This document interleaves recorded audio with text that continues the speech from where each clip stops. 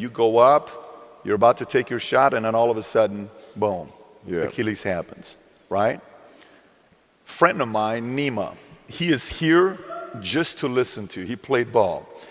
And he told me, he says, Patrick, I don't think you understand. He says, when I tore my Achilles in high school, he says, 4 friends of mine dragged me to my hospital. I was crying from there straight to the hospital. He says, I have no clue how the hell this guy did it. He went and hit the free throws, and then you walked off the stage, Yeah. and then you got the surgery done. Yeah. How the hell do you tolerate that kind of pain? You know, I use this. I tell this example, and I think this is the best way to explain it.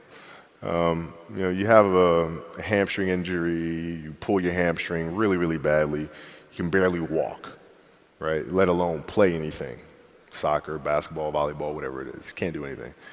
Doctor tells you go home, sit up on the couch, rest your hammy, right? Stay off of it, don't get up, no sudden movements. You're at home, all of a sudden a fire breaks out in the home, right? Your kids are upstairs, you know, wife is, you know, wherever she may be, you know, shit's going down, right?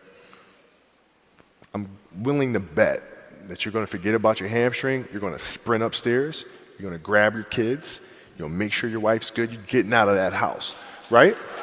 Hamstring be damned. You're not gonna feel your hamstring, right? And the reason is because the lives of your family are more important than the injury of your hamstring. And so when the game is more important than the injury itself, you don't feel that damn injury. Not at that time. Yeah. So you go to the locker room.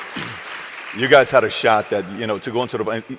You guys were a team that no one wanted to face, even though there was conflict. You know, maybe if you would have gone round 1, who knows? Maybe Dwight would have gone together. You know, who knows what was going to happen? Sure. It's just you were the kind of team that, look, it's just a pain in about to face these guys. We're just hoping you don't make the playoffs, right? I'm sure a lot of people were very happy that you guys didn't make the playoffs that year. But you go into the locker room, and then one of the reporters comes up to you, and he says to you, Kobe, are you convinced that they told you it's probably torn Achilles? They're going to do an MRI. Are you pretty convinced that's what it is? And your answer is yeah. Then one of the reporters says, but if anyone is going to get through this, it's probably you, right?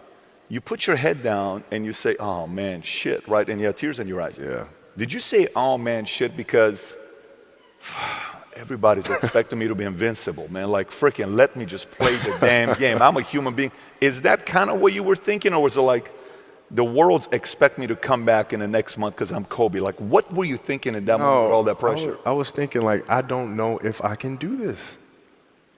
Dude, Wow. Achilles were like the kiss of death for athletes. Like, I don't know if I can do this. I don't know. There's so many factors. There's the surgery that has to take place. The surgery has to go well, right? And then just, it's a tendon. I'm not dealing with anything that's muscular or things that I can control. I can't control a tendon.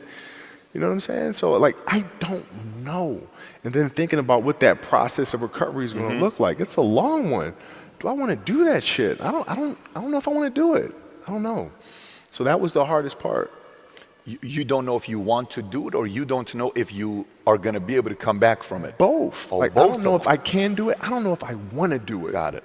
I mean, it's a long process. But, like, when I went in the trainer's room, my kids are in there, and, you know, they're looking at you and stuff, and I'm looking at them, and I'm like, you know, it's all right. Dad's going to be all right. It'll be fine. It'll be all right. It'll be all right. It'll be all right.